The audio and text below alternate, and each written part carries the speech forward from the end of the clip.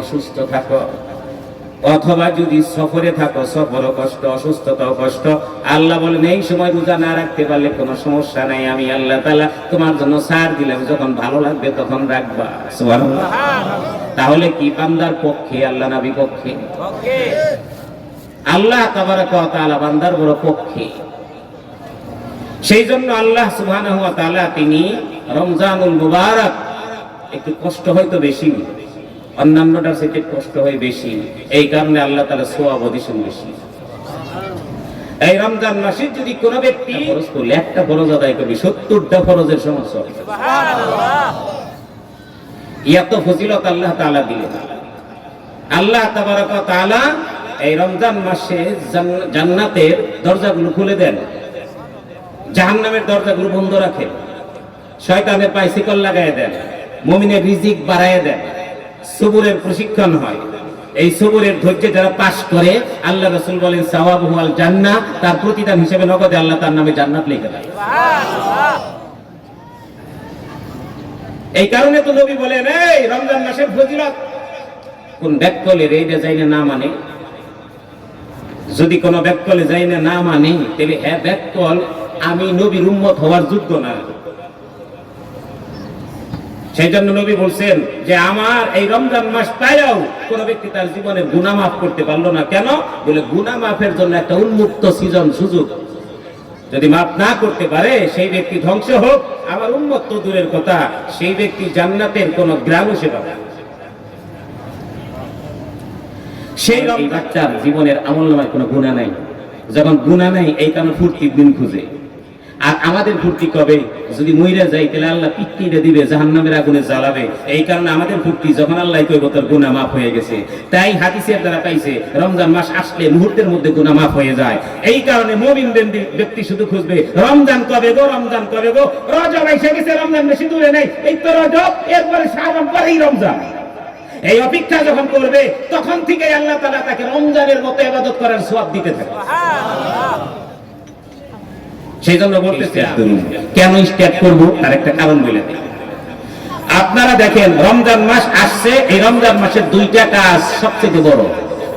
একটা হলো আল্লাহর হুকুম, একটা রাসূলের তরিকা। আল্লাহ পাকের হুকুম হলো দিনের বেলা রোজা রাখা। এই রোজা রাখা ফরজ।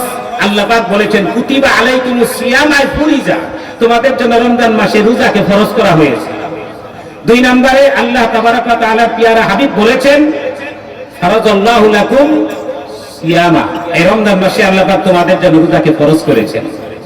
আল্লাহ পাক কোরআনে আবার বলেছেন ফামান শাহিদা মিনকুমুশ শাহরা ফালইয়াসুমহু, এটা আমরের সিগা, যেই ব্যক্তি রমজান মাস পাবে সে যাতে অবশ্যই রোজা রাখে, এটা আমরে তাকিদ। এই কারণে রোজা রাখতে হবে।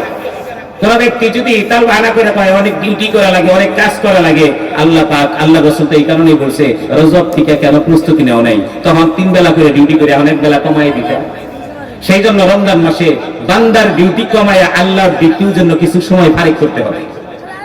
এই ফারিক করার জন্য আল্লাহ রাসূল পরামর্শ দিয়েছেন রজব থেকে প্রস্তুতি এবং দোয়া দুইটা জিনিসে।